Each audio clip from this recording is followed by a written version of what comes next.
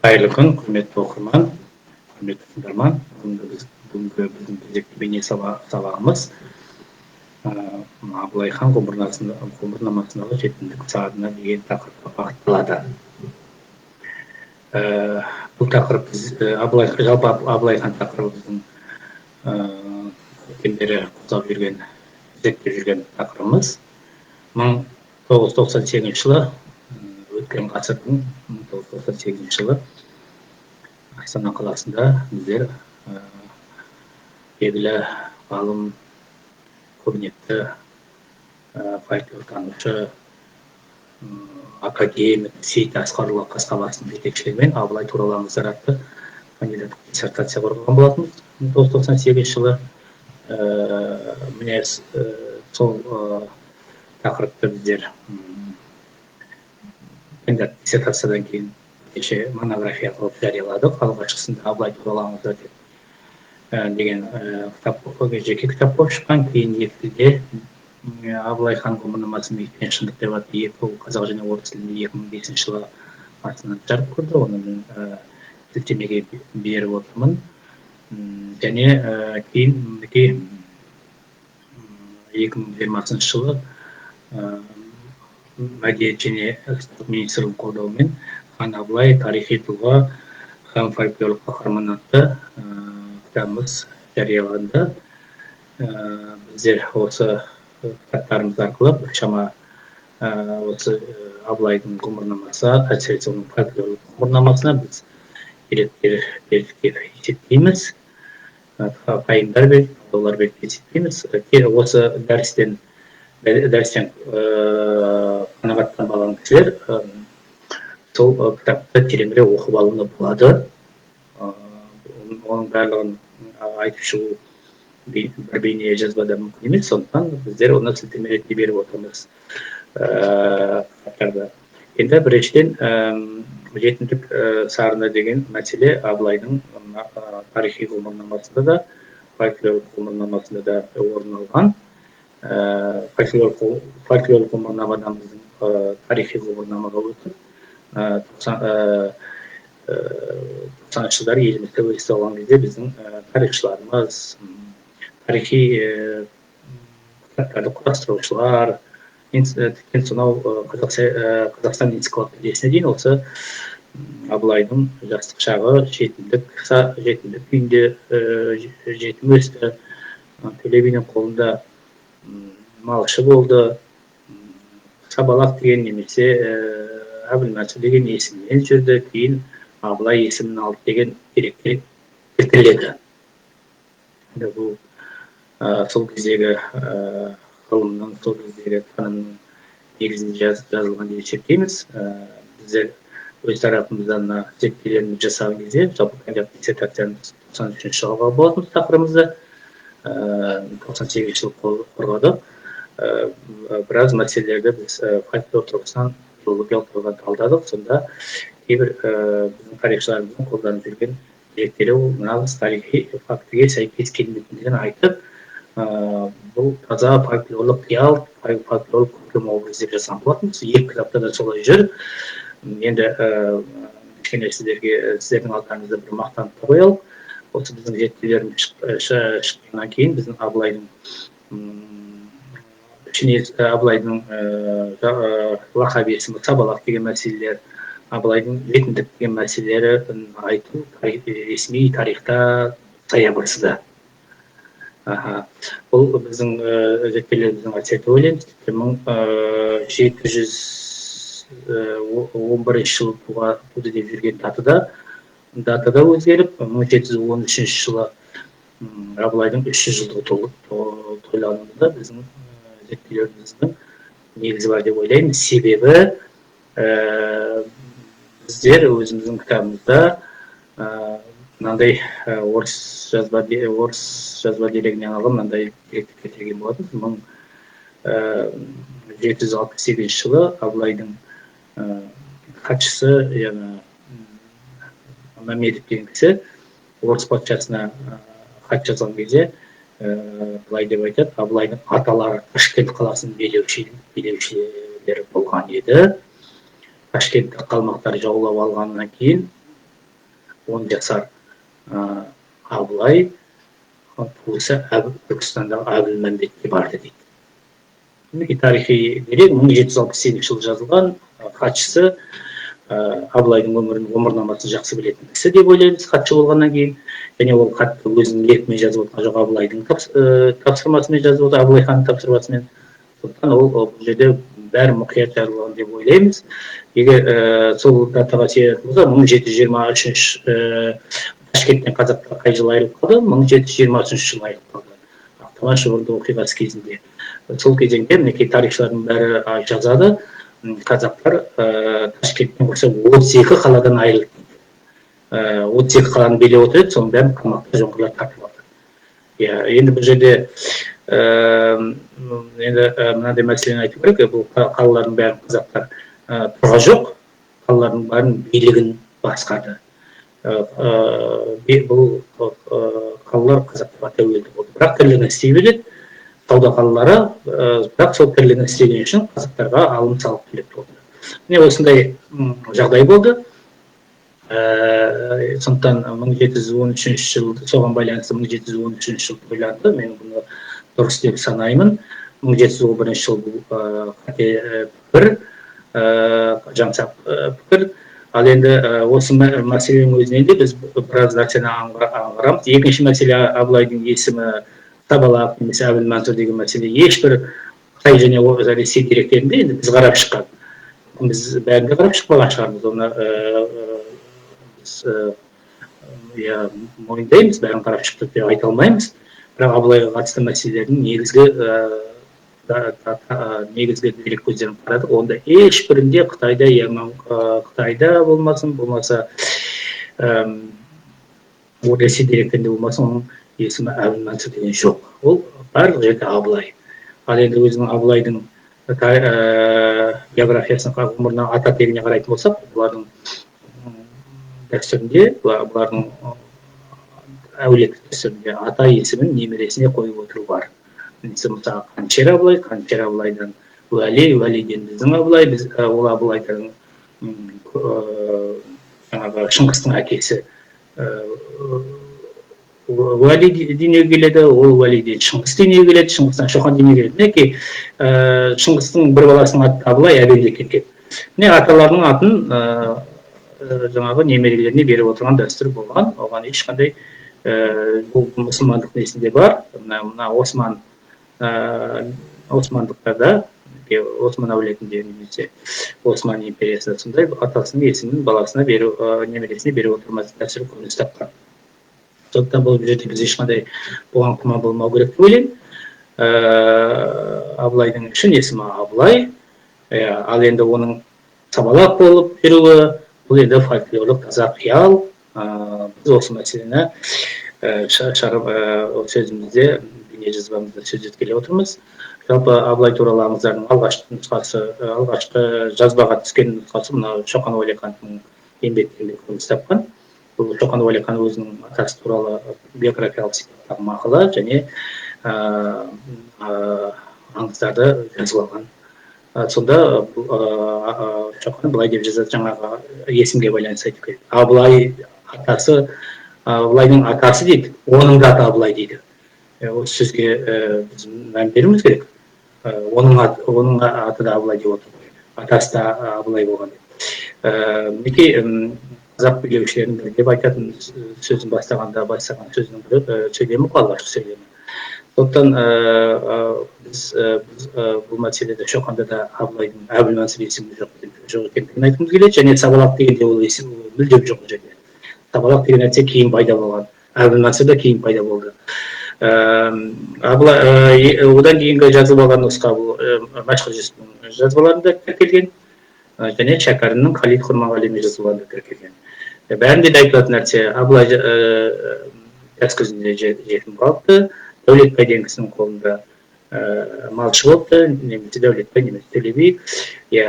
Сол жерден жаңағыдай жақсы көзге түскен, тектілігімен көзге түскен, бірінде тектілігімен көзге түскен, бірінде жаңағы ерекше қасиетімен көзге түскен. Сөйтіп мысалға Төле бидің қолында жүрген уақытында қазақтың батырлары, атақты батырлары жоңғарларға жорық жасаймыз, жоңғарларға қарсы күрес тойтарыс береміз деп қол жинап келген кезінде Төле би деп аталып қазақ қолына еріп, қалмақтың бір батырын, Шарыш деген батырын жеңіп, Абылайлап шауып, ұрандап, содан атына Абылай атанған екен дейді. Міне осы аңыз, енді біріншіден біз жетімдік деген мәселеге келейік. Абылайдың шын мәнінде жетім әкесі өліп, жетім қалуы мүмкін өмірде. Оның үстіне жауынгершілік заман, билеушілердің басы бірінші кететін кезде. Сондықтан Шоқанда айтады, Абылайдың атасы көші билеушілердің бірінің қолынан қаза тапты дейді. Ал енді жаңағы Мәмедов айтып отыр, Ташкентті биледі. Мінекей Ташкентті биледі деп алайық. Ташкентті билеген Абылайдың атасы енді әкесі сол неден қаза табуы мүмкін. Көркем уәли деп есептейміз бұл қаза тауып отқан кісіні. Көркем уәли, бұл Көркем уәли қазақ батырлығымен аты шықпаған хан деп есептейді. Оның ар жағындағы атасы Қанішер Абылай, ол батырлығымен аты шыққан. Қанішер деген сөзді осы жерде айта кету керек. Бұл жерде қазіргідегі ұғымда емес, Қанішер деген ұғым ол кезде. Қанішер ол батырлықтың белгісі, ол жау жүректің белгісі. Ал енді сол уәли, Көркем уәли жау қолынан қаза табуы әбден мүмкін. Бірақ енді жетімдік күйін кешті ма деген мәселе бұл үлкен сұрақ. Өйткені жетім мен жетімдіктің арасында үлкен эмоционалды, экспрессивтік мағынамен қарағанда да үлкен айырмашылық бар. Адам әкесі өліп жетім қалуы мүмкін, бірақ жетімдік азабын тартпауы мүмкін.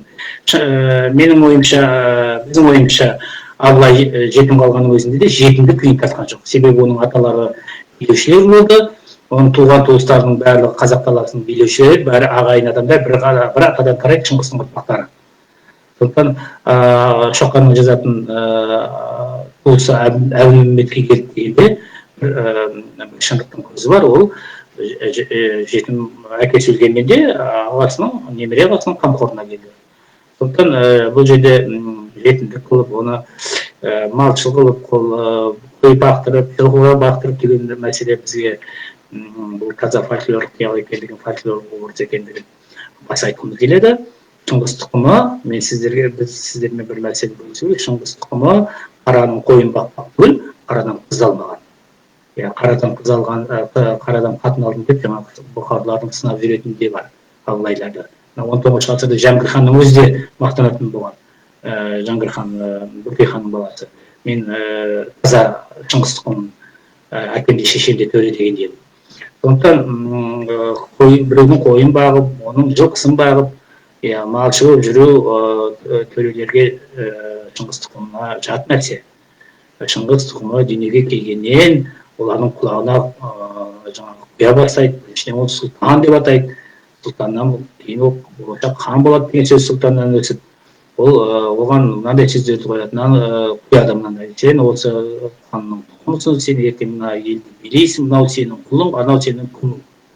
Бұлардың бәрі саған қызмет жасайды, сен бұны ел қыласың, жұрт қыласың. Сондықтан біздің жаңағы қиялға беріліп, жаңағы малшы қылып жүргеніміз ол қалың бұқараның арманы, аңсары. Халық өзі қалаған идеалды билеушіні өзінің ортасынан өсіргісі келеді. Ал оның өзінің ортасынан өсірудің формуласы жетім болу.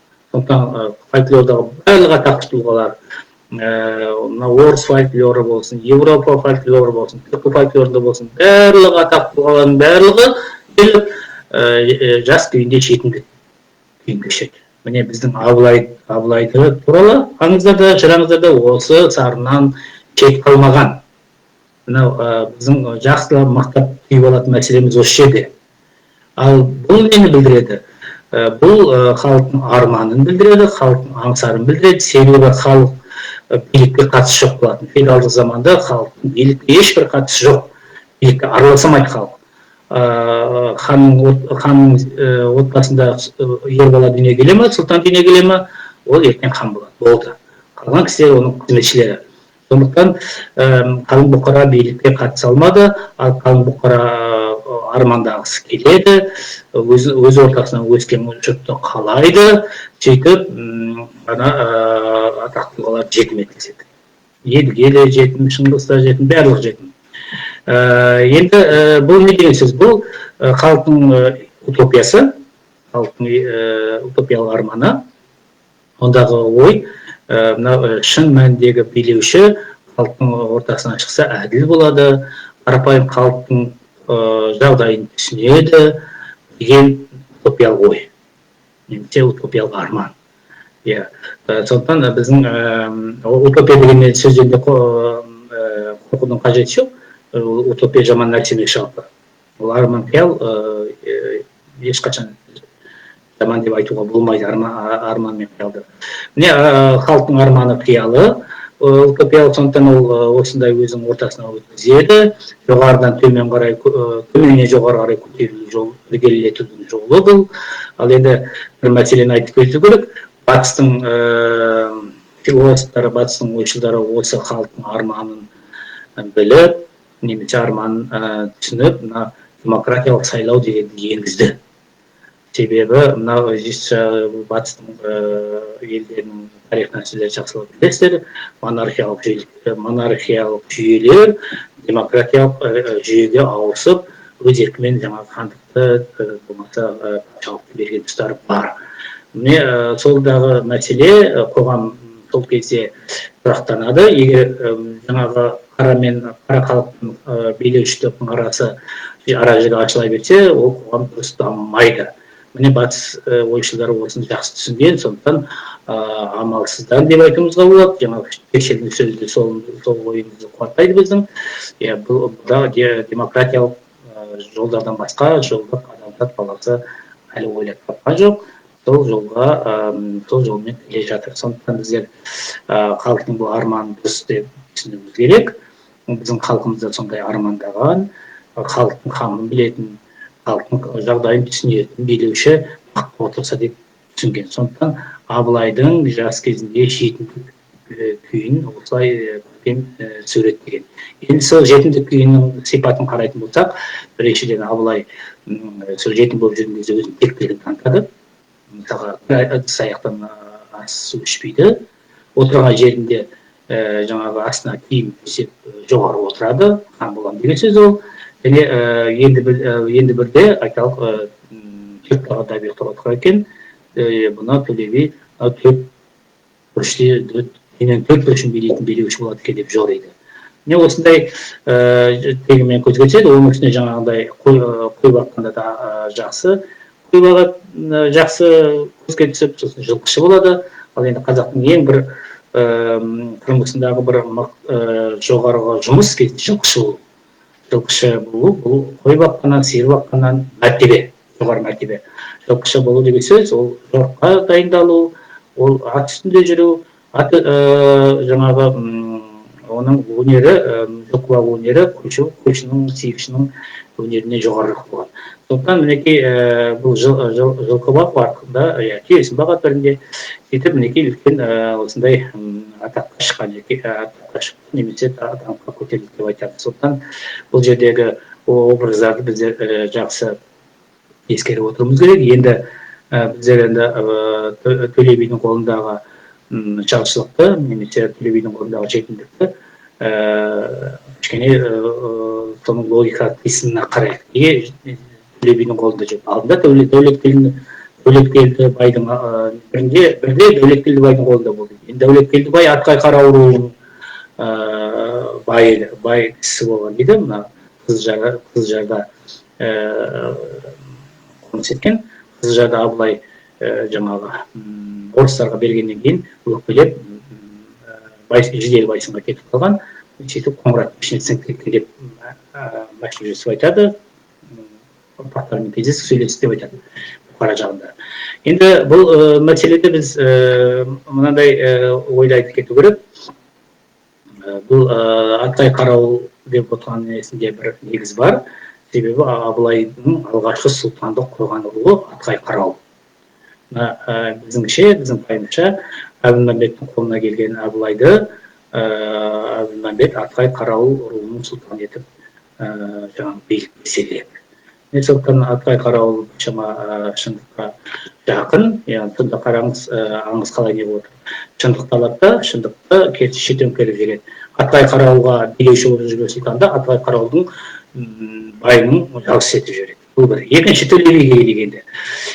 Төле биде енді қайдан да Төле биден бұл жаңағы аңыз оны әрине сюжет, керемет сюжет қайда. Дәулет келді байдың қолынан кетіп, Төле бидің қолына кетті дейді. Жаңағы келгенде үн-түнсіз келеді, атын кім десе білмеймін дейді.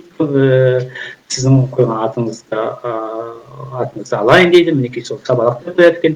Міне осы мәселелерге келіп қараған енді Төле биге неге келді? Бұл жерде бізге Алаша Майқы бидің Алаша ханды хан еткен аңызы ескертілді. Ол аңызда біз бұл видео бізде осы жазбамызда бар. Онда ол Исім Майқы би Алаша ханның алдында жетім қалған, далада жүрген, қаңғып жүрген Алашаның алдына 300-дің баласын салып, 300-дің хан ететін. Ал енді Абылай шындық тарихи шындықта 300-дің ханы болды. Енді логиканы қараңыз. Халық 300-дің ханы болатын кісі Майқы бидің ұрпағынан бата алу керек. Немесе соның қолында болу керек. Соның тәрбиесінде болу керек, соның қолына өсу керек. Сондықтан Исім Майқы бидің ұрпағы 18-ші ғасырдағы Төле бидің Исім Майқы бидің ұрпағы Төле бидің қолына келіп, Абылайды жалғыз етеді. Ондағы мақсат, тағы да айтып отырмыз, ондағы мақсат 300-дің ханын, 300-дің басын баяғы Алаша хан билік құрған 300-ді билеу үшін Исім Майқы бидің ұрпағында болу керек кісі, болашақ билеуші. Исім Майқы бидің ұрпағының қолында тәрбиесінде болу керек. Міне бұл 18-ші ғасырда бұл Исім Төле бидің тұсына келіп тұр. Сондықтан аңыздар Исім Төле биге әкеліп жетелейді. Жалпы тарихи деректер 1723 жылы Ташкентті жаулап алғаннан кейін Абылай жаңа Түркістанға кетті деп жазады, деді қой Мәметовтің жазуы бойынша. Ал енді кейін сол Ташкент қаласын жоңғарлар өздерінің билігінде ұстайды.